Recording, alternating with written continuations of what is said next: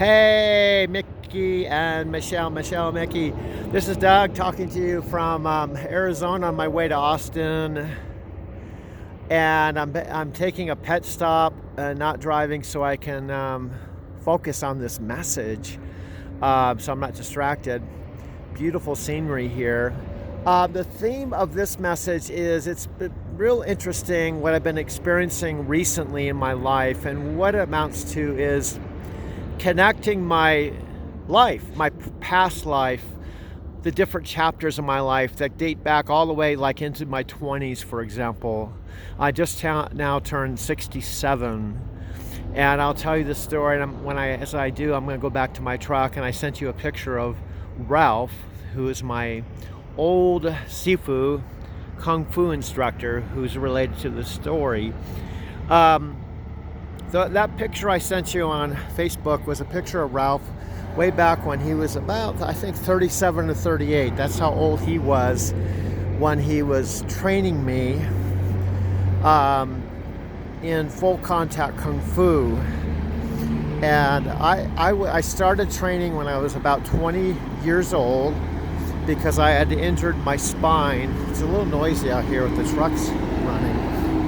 Might have to wait till I get into my truck because it sounds noisy out here. I must continue.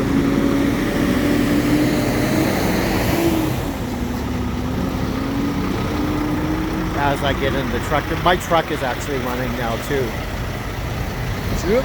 Up inside. Here I go. I'll close the door and continue my story. Here's a picture of Ralph again.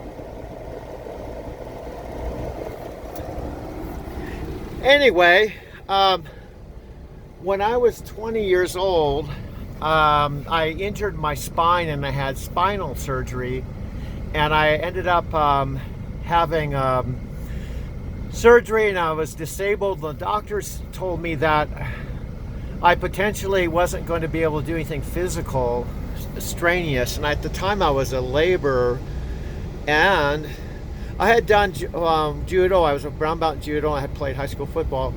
So during my period when I was actually technically disabled, I met a guy who was rooming with Ralph here, who was his Kung Fu instructor, and he told me about this Kung Fu class that it was kind of underground, connected to Hong Kong and China and everything. You had to have your handwriting analyzed to go in. You had to go into this underground Kung Fu class through invitation. So anyway, I decided to take it on as a challenge. And I went to this class while I was still disabled and started training. And I actually ended up being kind of a natural for it, and I ended up being on disability pay for about 10 months and went back to being a laborer. But during this period I started doing Kung Fu. It was very, very strenuous. Ralph actually trained with Bruce Lee, and once a month he actually won tournaments in Hong Kong Martial Arts Association. It was an intense course, intense class. I went every Tuesday night, Thursday, and Sunday. And anyway, long story short, I ended up pushing through the whole challenge of when the doctor told me I'd never do anything strenuous, and I ended up doing it for 4 years. Frankly, I wish I'd continued the rest of my life. But I had a girlfriend that committed suicide when I was 24, about 4 years into my training, and I kind of flipped my world upside down. So I ended up selling everything I owned and went to Europe, traveled around the train. And the point is, I lost contact with Ralph.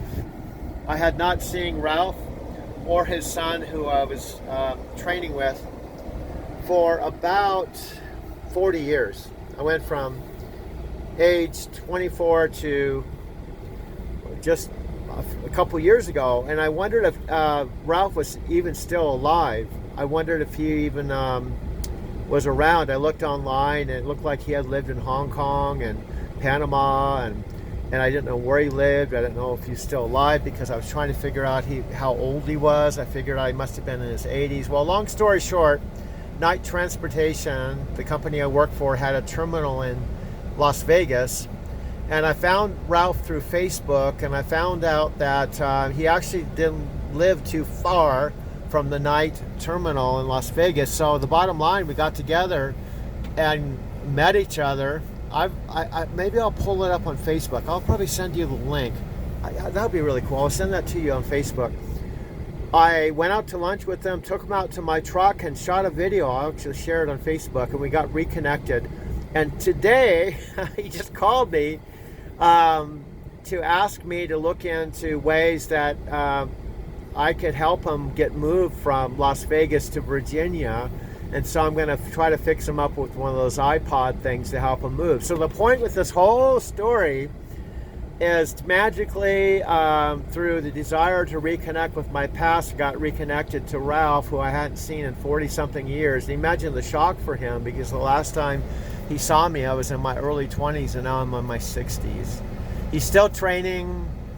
Couple of his students that I was students with ended up becoming Sifu's advanced. I would have been training like 40-something years if I had continued. So I'm really happy to reconnect with him. And the whole theme of this is, I guess it's never too late to reconnect with your past and the people that are important in it. Anyway, I'm going to download this to YouTube. It's 6 minutes long. And I'll send you the video with Ralph in my truck. Anyway, have a wonderful day.